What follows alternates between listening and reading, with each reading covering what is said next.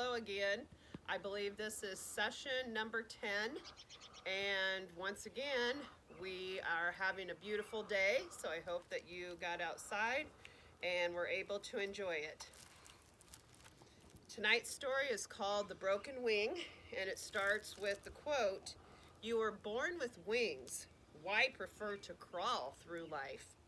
And this story just gives you something to think about as far as something we're all guilty of is misjudging people.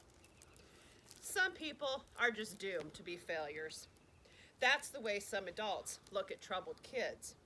Maybe you've heard the saying, "A bird with a broken wing will never fly as high." I'm sure that TJ Ware was made to feel this way almost every day at school. By high school, TJ was the most celebrated troublemaker in the town.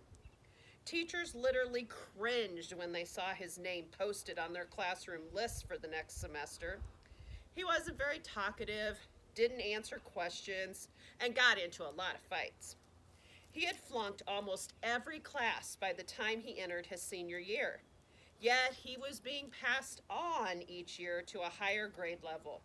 Teachers didn't want to have him again the following year. TJ was moving on, but definitely not moving up.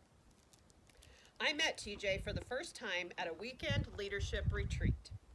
All the students at school had been invited to sign up for ACE training, which was a program designed to have students become more involved in their communities. TJ was one of 405 students who signed up. When I showed up to lead their first retreat, the community leaders gave me this overview of the attending students. We have a total spectrum represented today, from the student body president to TJ Ware, the boy with the longest arrest record in the history of town.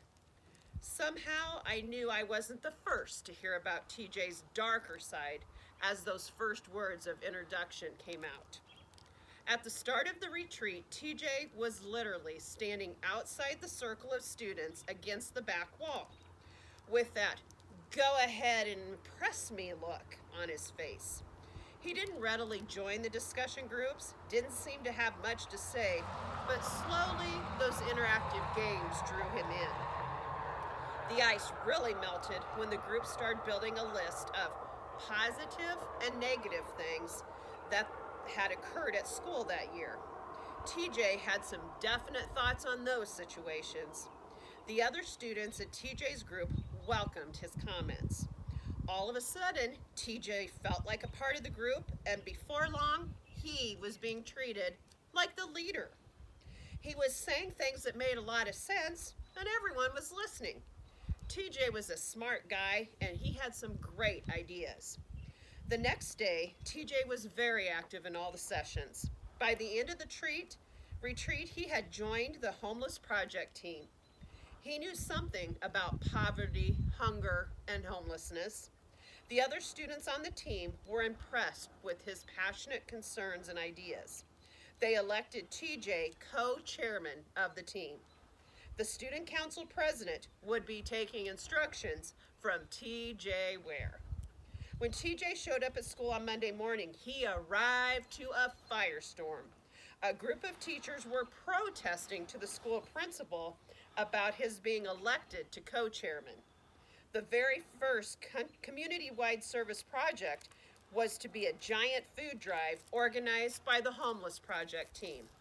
These teachers couldn't believe that a principal would allow this crucial beginning to a prestigious 3-year action plan to stay in the incapable hands of TJ Ware. They reminded the principal, "He has an arrest record as long as your arm. He'll probably steal half the food." Mr. Cogshell reminded them that the purpose of the ACE program was to uncover any positive passion that a student had and reinforce its practice until true change can take place. The teachers left the meeting shaking their heads in disgust, firmly convinced that failure was imminent. 2 weeks later, TJ and his friends led a group of 70 students on a drive to collect food. They collected a school record 2,854 cans of food in just 2 hours. It was enough to fill the empty shelves in 2 neighborhood centers. And the food took care of needy families in the area for 75 days. The local newspaper covered the event with a full-page article the next day. And that newspaper story was posted on the main bulletin board at school, where everyone could see it. TJ's picture was up there for doing something great, for leading a record-setting food drive. Every day, he was reminded about what he did. He was being acknowledged as leadership material. TJ started showing up at school every day and answered questions from teachers for the first time. He led a second project, collecting 300 blankets and 1,000 shoes for the homeless shelter. The event he started now yields 9,000 cans of food in one day, taking care of 70% of the need for food for 1 year. TJ does remind us that a bird with a broken wing only needs mending. But once it is healed, it can fly higher than the rest. TJ got a job, he became productive, and he is flying quite nicely these days. Again, never judge a book without getting to know that person first. Good night.